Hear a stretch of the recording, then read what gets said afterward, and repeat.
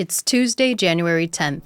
Welcome to the News Diet. Today I'm going to talk about Biden's first visit to the southern border, the protests in Brazil, Ukraine's denial, the California storms, and also the House's first vote. Let's be informed so we can get on with our day. For the first time since taking office, President Biden made his first visit to the southern border on Sunday while en route to a summit in Mexico. This visit was to El Paso, Texas, and a long time coming, as the situation at the border has been one of the biggest issues and also one of the least addressed issues of this administration. Since Biden has taken office, the number of migrants encountered at the southern border has skyrocketed, with a record 2.2 million migrants apprehended in the 2022 fiscal year alone. And according to the Washington Post, about 4.4 million encounters have taken place during his term. Now, a lot of these numbers are in fact encounters and not necessarily migrants who have made it over into the U.S. The reason for this is due to a Trump-era policy called Title 42, which was put in place at the beginning of the pandemic in an effort to help prevent the spread of COVID. What it says is that migrants can be quickly turned away at the border in the name of public health. This policy has been criticized by immigration advocates, but praised by those calling for stronger border control. Even with the worst of the pandemic over, Biden actually just extended the policy as part of his efforts to get control of the migrant surge. However, he did also unveil a plan to allow in 30,000 Venezuelan, Haitian, Cuban, and Nicaraguan migrants a month by air if they have a financial sponsor, along with meeting other conditions. Biden visited the border for only about 4 hours and is now in Mexico for a 3-day summit with leaders from Mexico and Canada. Before the next story, I just wanted to thank you for tuning in and following the show. If you're enjoying the News Diet, then hitting that subscribe button right now can make a massive difference in helping this show grow and reach new audiences. So if you feel compelled, please feel free to follow along permanently by becoming a subscriber.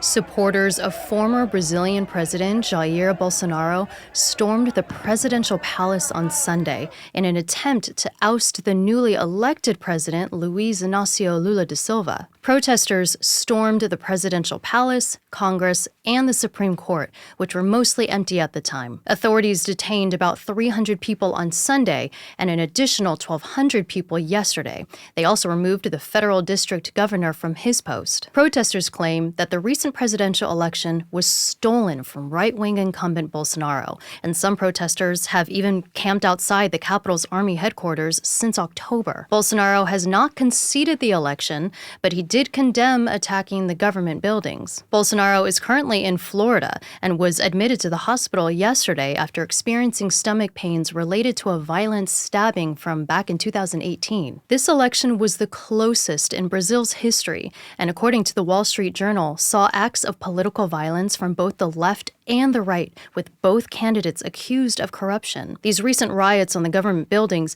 are even being compared to the January 6 Capitol riots seen here in the U.S. for the similar reason of claiming election fraud.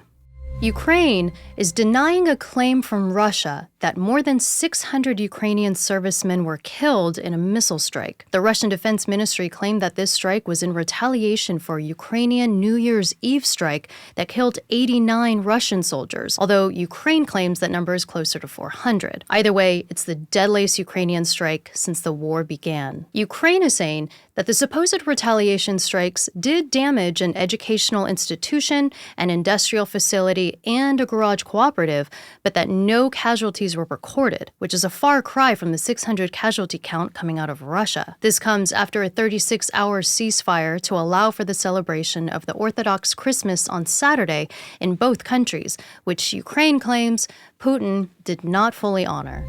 Parts of California are experiencing heavy storms this week, which are seeing high surf in coastal cities, with some surges even reaching into the cities, causing mass flooding and damage.